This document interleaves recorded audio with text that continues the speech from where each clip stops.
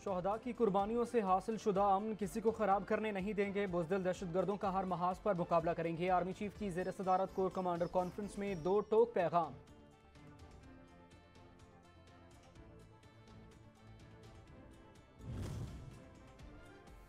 दहशतगर्दों के साथ नरमी की कोई गुंजाइश नहीं। हुकूमत सानेहा APS वाली पॉलिसी पर कायम है।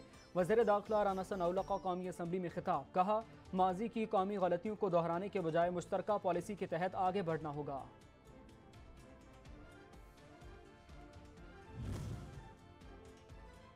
वज़ीर आज़म की ज़ेर सदारत वफाकी काबीना का इजलास कल होगा। अमन व अमान की सूरत हाल, मुआशी बदहाली समेत 8 निकाती एजेंडा ज़ेर गौर आएगा।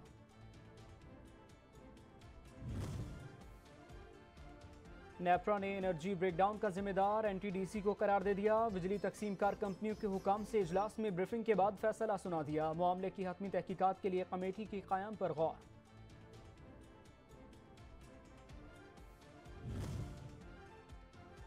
और पेट्रोल और डीजल के बाद LPG की कीमत में 59 रुपये 60 पैसे फी किलोग्राम का बड़ा इजाफा कर दिया गया। 11.8 किलोग्राम का घरेलू सिलेंडर 703 रुपये 24 पैसे महंगा हो गया।